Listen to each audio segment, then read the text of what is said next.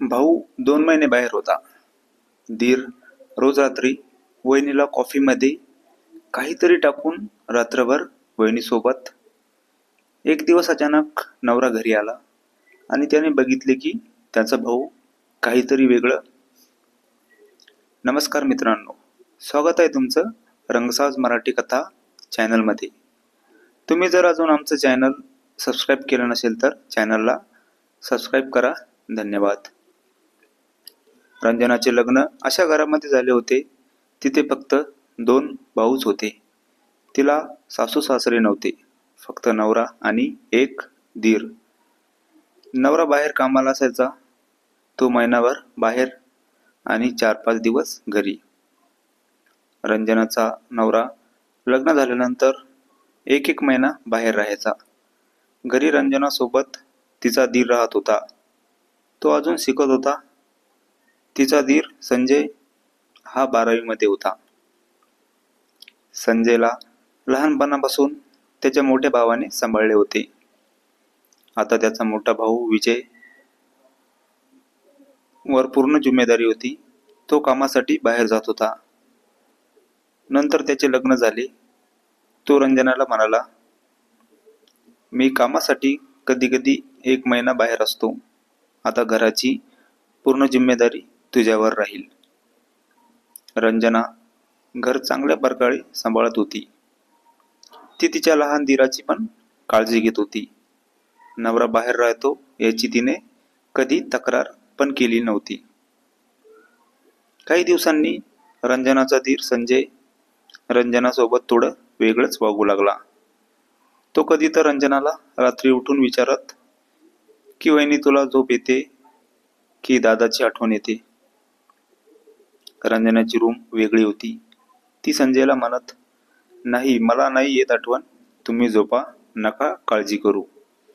संजय कधी पण रंजनाला विचारत, वहिनी दादाची आठवण येत असेल तर सांगत जा. रंजनाला संजयचं असं विचारणं खटकत होतं.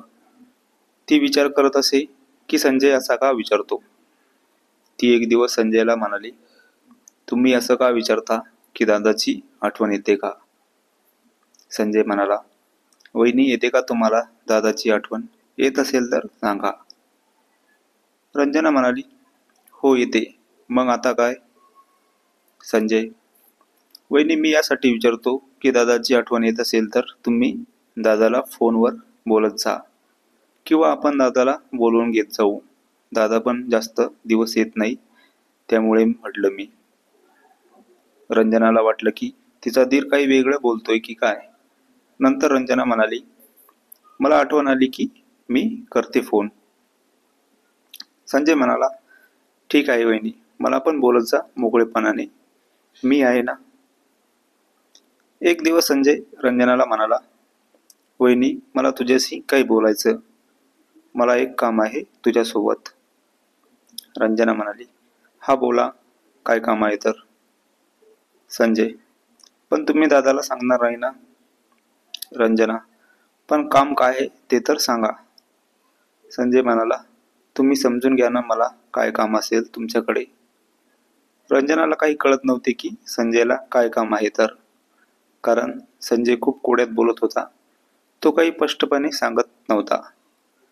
रंजना संजयला म्हणाली, स्पष्ट सांगा काय काम आहे तर. संजय म्हणाला, वहिनी मला ना रात्री एकट्याला भीती वाटते, मी तुमच्या रूममध्ये झोपत जाऊ का, तुम्हाला जर काही प्रॉब्लेम नसेल तर. रंजना म्हणाली, ठीक आहे, मला काय प्रॉब्लेम नाही. रात्री जेवण वगैरे झाल्यावर रंजनाने सर्व काम आटोपले. आता किचनमध्ये तिला आवाज आला. तिला वाटले की संजय काहीतरी करत असेल.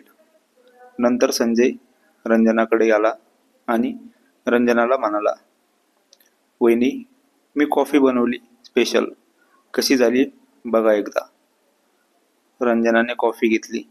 नंतर तिला तिचे डोके थोडे जड वाटू लागले आणि तिला अचानक झोप लागली. ती सकाळी जेव्हा उठली तिला काहीतरी वेगळं वाटलं. ती नंतर उठली. रंजनाला असं वाटत होतं की रात्री काहीतरी. तिला नंतर आठवलं की तिच्या धीराने तिला कॉफी दिली होती. पण त्यानंतर तिला केव्हा झोप लागली कळाले नाही. दुसऱ्या दिवशी परत ती तिचं काम आटपून रूममध्ये बसली. रात्रीचे 9:30 वाजले होते. आज परत संजय तिच्यासाठी कॉफी घेऊन आला आणि परत तिने कॉफी घेतली. सकाळी उठल्यावर तिला रोज पण असं वाटत होतं की तिच्यासोबत असं रोज सुरू होतं. तिचा धीर संजय तिला रात्री कॉफी देत असे. नंतर तिने कॉफी घेतल्यावर तिला कधी झोप लागत होती समजत नव्हते. आणि सकाळी तिला तिच्यासोबत काहीतरी वेगळं झालं असं वाटायचं. तिला आता तिच्या धीरावर थोडा संशय येत होता. तिने तिच्या नवऱ्याला फोन केला आणि सांगितले की मला करमत नाही, तुम्ही या घरी. रंजनाचा नवरा रंजनाला सरप्राईज देणार होता. तो न सांगता घरी येणार होता. रंजनाचा नवरा कोणाला न सांगता आज रात्री घरी येणार होता. संजय रंजनासाठी कॉफी घेऊन आला, पण आज रंजनाने नकार दिला. ती म्हणाली, नको, माझं डोकं दुखतंय नंतर, आज नको मला कॉफी. पण संजयने खूप फोर्स केला तेव्हा रंजनाने अर्धा कप कॉफी घेतली. थोड्या वेळाने रंजनाचा नवरा आला. तो गुपचूपपणे आला आणि रंजनाला सरप्राईज देण्यासाठी तिच्या रूमकडे हळूच गेला. नंतर त्याने संजयला रंजनासोबत काहीतरी वेगळं. रंजनाचा नवरा विजय ते बघून जोराने ओरडला आणि म्हणाला, संजय, तू हे काय करतोय? संजयने त्याच्या भावाला बघितलं. तो तर पूर्णपणे घाबरला होता. तो तर थरथर कापत होता. विजय रंजनाजवळ गेला. रंजना शुद्धीवर नव्हती.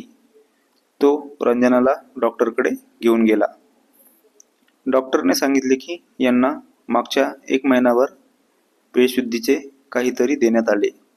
नंतर रंजना थोड्या वेळाने शुद्धीवर आली आणि तिने बघितले की ती हॉस्पिटलमध्ये आहे. तिला तिचा नवरा दिसला. नवऱ्याला बघून संजना खुश झाली. तिने विचारले की मी हॉस्पिटलमध्ये कशी काय? तिच्या नवऱ्याने तिला सर्व सांगितले. रंजनाने पण तिच्या नवऱ्याला संजयचं सांगितलं की तो रोज कॉफी घेऊन येत असे आणि नंतर काय होतं मला समजत नव्हतं. विजय आता रंजनाला घेऊन तिथून निघून गेला.